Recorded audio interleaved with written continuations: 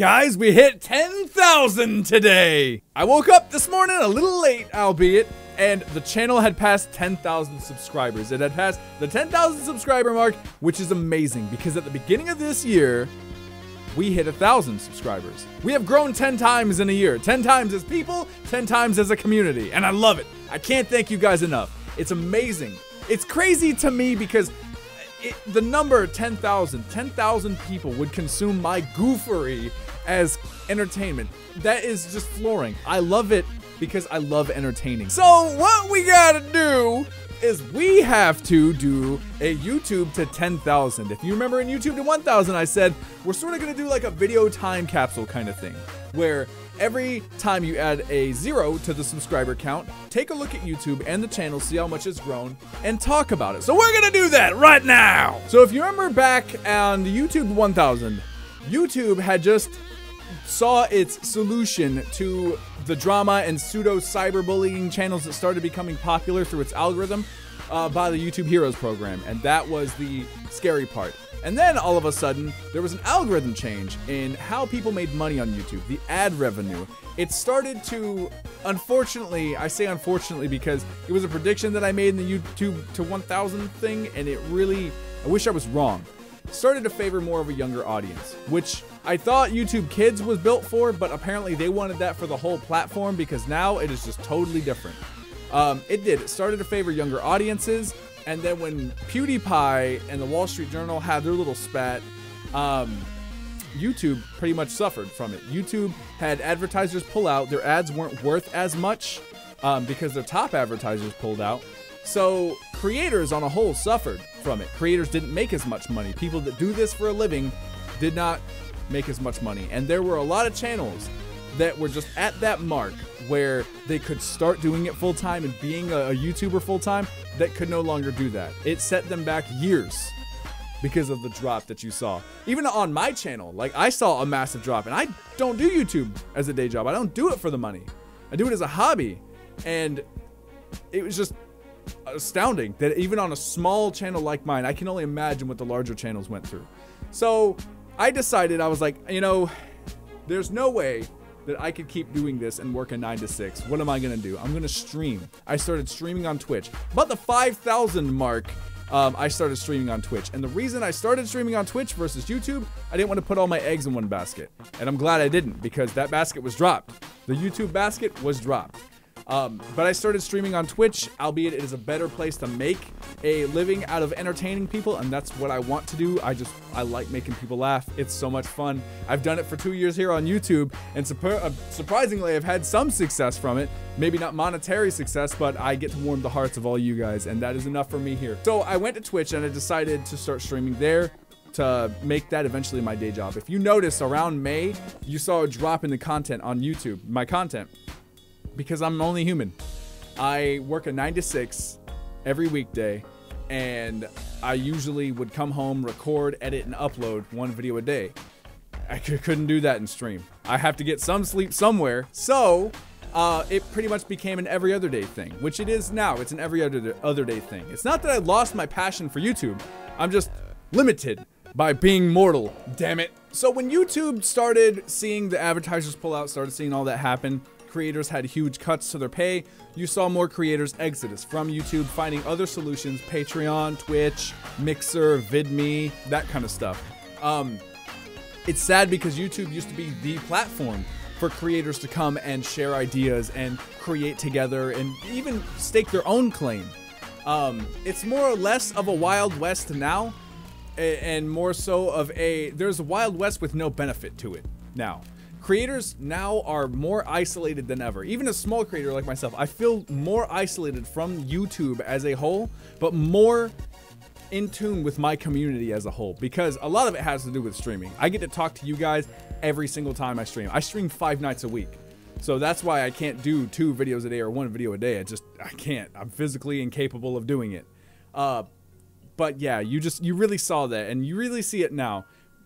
And a little while in to this adpocalypse, they realized that people were still getting by, still filtering through their screening of videos and stuff and uploading just horrible stuff. stuff that should not be on YouTube. So they implemented this bot, and I think this bot was probably the single most destructive thing that they could have done recently. And this was right around 8K, 9K subscribers here on the channel. They implemented a bot that screened videos, whether or not they were ad appropriate, before they were uploaded, or even after they were uploaded. This bot just kind of acted on its own. Nobody could really read what it was going to do. Nobody could really read what would be appropriate to this bot and not. And unfortunately, as far as gaming goes, the AI, this bot could not tell the difference. It still can't tell the difference between actual violence and video game violence.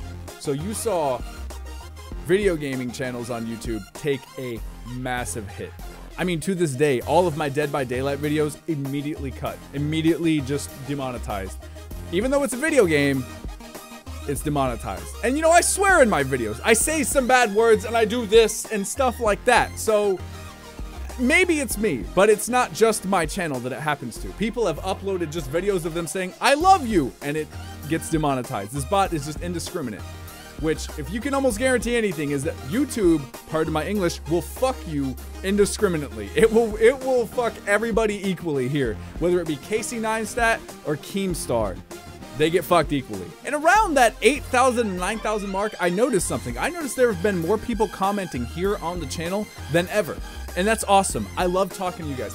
You notice that I can't necessarily answer comments same day, but I do sit down and go back and answer all the comments that have been made.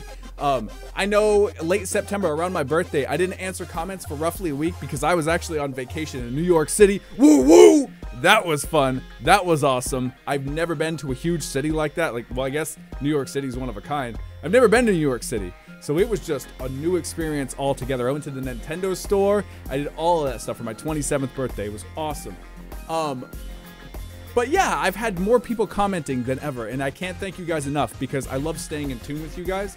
That's one of the best things about streaming, is that I can just constantly read what you guys are saying in chat, talk to you, react, all of that stuff. Something you don't necessarily get on YouTube, but it's like apples and oranges. One of the most common questions I get is, why don't you stream on YouTube, or why did you choose to stream, and are you gonna stop making YouTube videos? No, it's apples and oranges. Literally it is. One is like watching a TV show, the other is like watching a movie almost. There are some people that can't stand to sit down and watch movies, but they'll watch episodic TV shows.